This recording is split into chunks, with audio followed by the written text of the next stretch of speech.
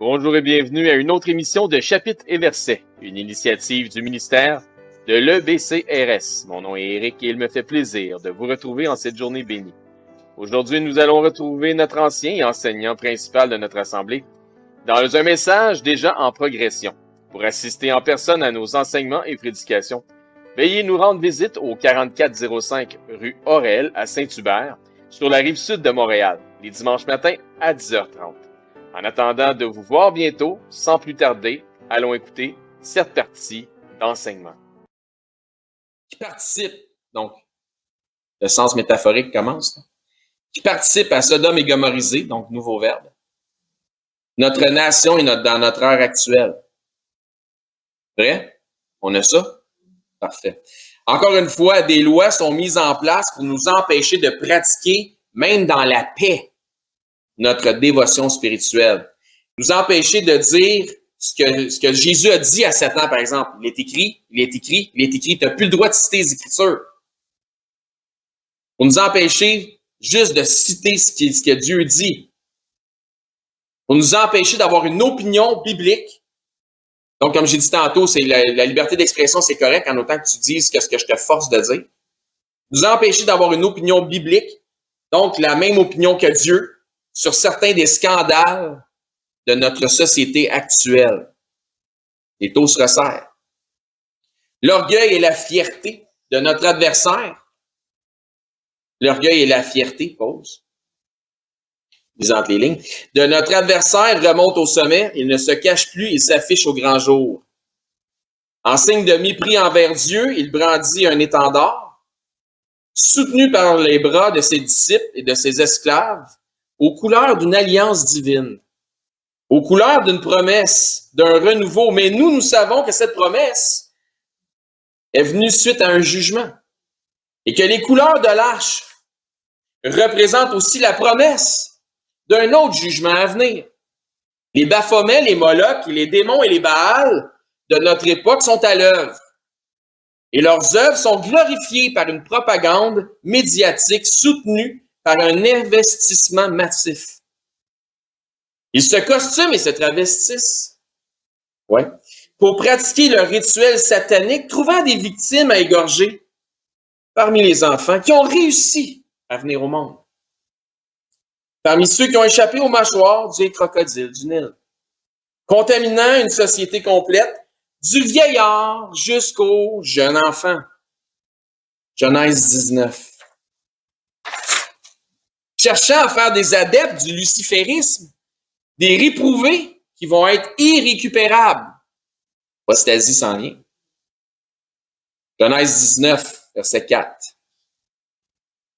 Il n'était pas encore couché que les gens de la ville, les gens de Sodome, entourèrent la maison depuis les enfants jusqu'aux vieillards. Toute la population était accourue. Donc, avez-vous bien compris qui participait à ce rassemblement ou à cette parade de débauche et de violence? Depuis les enfants jusqu'aux vieillards. Ils appelèrent Lot au verset 5 et lui dirent « Où sont les hommes qui sont entrés chez vous cette nuit? Fais-les sortir vers nous pour que nous les connaissions. » Ils veulent faire leur connaissance, mais non pas seulement via une simple poignée de main. Rien à voir avec notre marque de politesse, comme avait jadis nos aïeux le faisaient. Enchanté de faire votre connaissance. Mais non, c'est pas ça. Mais dans le sens d'assouvir leur soif de violence et de dépravation. Depuis les enfants jusqu'aux vieillards.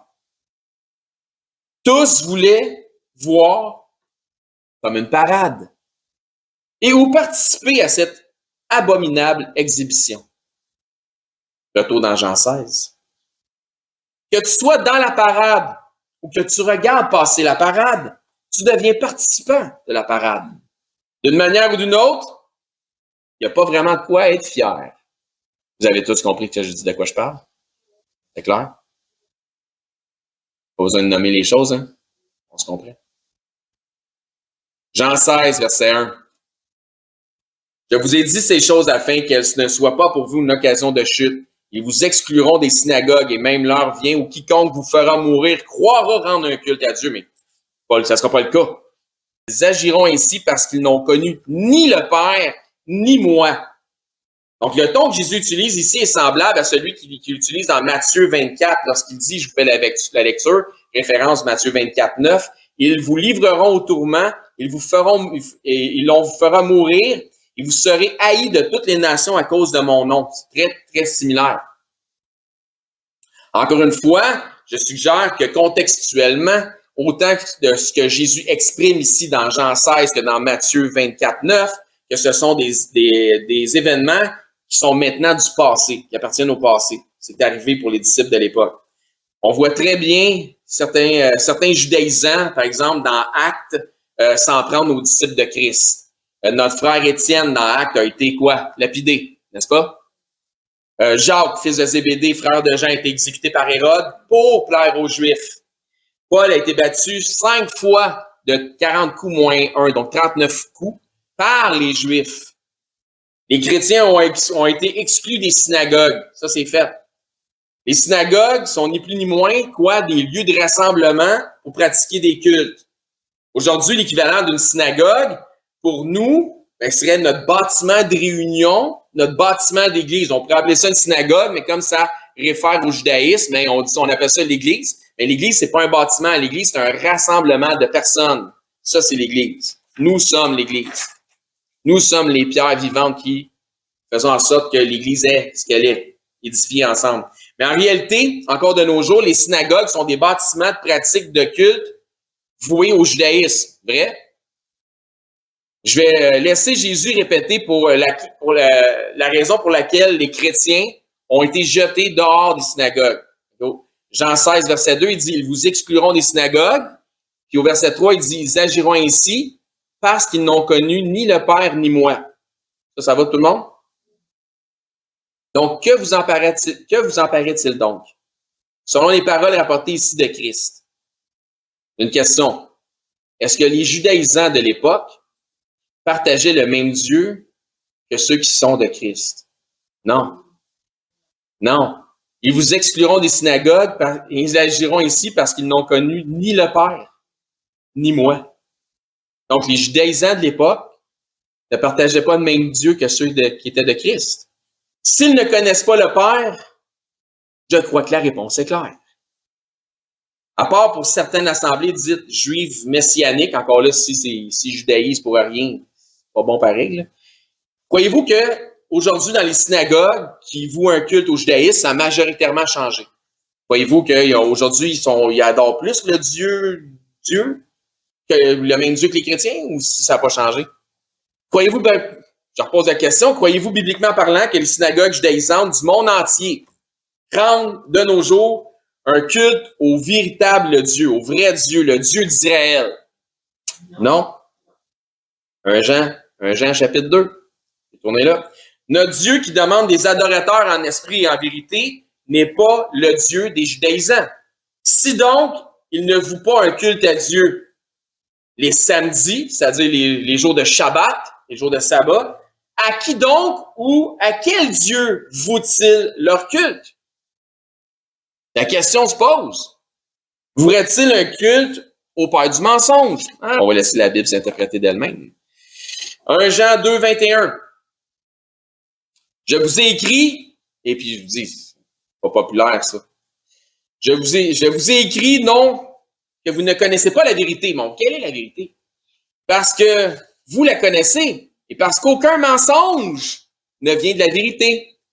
Qui est menteur? Sinon celui qui nie que Jésus est le Christ.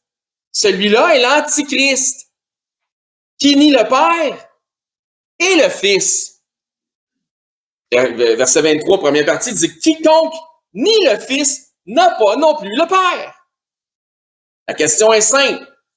Est-ce que ceux qui nient le Fils peuvent rendre un culte au véritable et seul vrai Dieu? Le Dieu de Jacob? Non. Est-ce que des antichrists partagent le même Dieu que nous? Allô? Non. Il dit, ils sont des antichrists. C'est ça qu'il dit. Les judaïsants sont des antichrists. Ils nient le Père, ils nient le Fils. Puis qui n'a pas le Fils, il n'y a pas le Père. Donc, par 2 fois dans le livre d'Apocalypse, Jésus réfère à la synagogue de Satan. Oui, mais Jésus, dans le contexte, il dit que ce ne sont pas des vrais Juifs. C'est vrai, mais Paul nous explique aussi, on ne peut plus clairement, dans Romains au chapitre 2, que les véritables Juifs, c'est celui qui est circoncis de cœur. Puis il répète la même affaire ou quelque chose de très similaire concernant la circoncision dans Philippiens 3.3, qui n'est pas une circoncision de la chair, mais qui est une circoncision du cœur. Donc, que ceux qui adorent en esprit et en vérité sont ceux qui sont circoncis de cœur. Puis il dit ça, nous sommes les circoncis, mais pas s'incluant comme étant juifs. Il se définit comme étant juif, justement, il pourrait se vanter d'être juif. Mais c'est pas ça qu'il fait. Puis il parle à ceux de Philippe, donc qui est une assemblée des nations. Et Paul était contre le fait de circoncire ceux des nations pour suivre Christ. Il dit dans Galates, si vous faites circoncire, Christ ne vous sert de rien. Continuons. Donc, les véritables Juifs qui ont le droit de citer en Israël spirituel de Dieu sont ceux qui ont confessé Christ comme Seigneur, incluant ceux qui ne sont pas génétiquement descendants d'Israël. Donc, aux yeux de notre Dieu qui ne fait pas exception de personne, le Juif circoncis dans la chair n'a aucun avantage, rien de spécial que l'homme des nations. N'est-ce pas? Un comme l'autre doit confesser Christ comme étant le véritable Messie, Dieu en chair, s'il veut avoir part à la vie éternelle et accès au seul vrai Dieu. Parce qu'il y a un seul intermédiaire entre Dieu et les hommes, Jésus-Christ, qui s'est fait homme. Dans notre texte d'ouverture, au verset 2, ça dit dans Jean 16.2, « Ils vous excluront des synagogues et même l'heure vient où quiconque vous fera mourir, croira rendre un culte à Dieu. » Regardez bien ça. C'est qui vous pensez, dans le contexte de ce texte-là, qui fera mourir les disciples de Christ ici, qui dit? Qui pensez-vous qui sont ceux qui pensent rendre un culte à Dieu selon le contexte? Qui? Oui, exact. Et les judaïsants. Il ne parle pas ici de rendre un culte au Dieu petit d, mais à Dieu, le Dieu d'Israël. Donc, avec un D majuscule. 2 Corinthiens 6. Donc, c'est pour moi un mystère que ceux qui se disent de Christ abordent un drapeau du pays d'Israël. Je comprends pas ça. Encore une fois, pensant rendre un culte à Dieu, comme je viens de le dire, envoie une forme d'adulation à ce peuple majoritairement antichrist, comme si on partageait une réalité spirituelle. On ne partage pas une réalité spirituelle. 2 Corinthiens 6, verset 14. Ne vous mettez pas avec les infidèles sous un joug étranger. Car quel rapport y a-t-il entre la justice et l'iniquité? Ou qu'y a-t-il de commun entre la lumière et les ténèbres, les antichrists? Quel accord y a-t-il entre Christ et Bélial? Ou quelle part a le fidèle avec l'infidèle? Quel rapport y a-t-il entre le temple de Dieu et les idoles? Car nous sommes le temple du Dieu vivant, comme je vous disais tantôt, comme Dieu l'a dit. Attends une minute, Paul rapporte ici les paroles que Dieu a dit. C'est pas juste Paul là, qui parle là, sous une inspiration quelconque. Il va dire, voici ce que Dieu a dit. J'habiterai et je marcherai au milieu d'eux, je serai leur Dieu, ils seront mon peuple. Amis, frères et sœurs, merci d'avoir été attentifs à cette partie d'enseignement. Encore une fois, mon nom est Éric, hôte de l'émission Radio Chrétienne, Chapitres et Versets, une initiative du ministère de l'EBCRS. Si vous souhaitez joindre un ministère qui, dans un franc-parler, parfois défie les perspectives générales, l'EBCRS est un ministère pas comme les autres qui, par des enseignements bibliques, qui respectent les contextes des Écritures, mais aussi l'accent sur un enseignement qui vise la maturité spirituelle des disciples. Vous êtes invités à venir nous voir les dimanches matins au 4405 rue Aurel à Saint-Hubert sur la Rive-Sud de Montréal. Vous pouvez aussi nous écrire à l'adresse courriel suivante ebcrs-mtl1@gmail.com. Je répète, ebcrs-mtl1@gmail.com.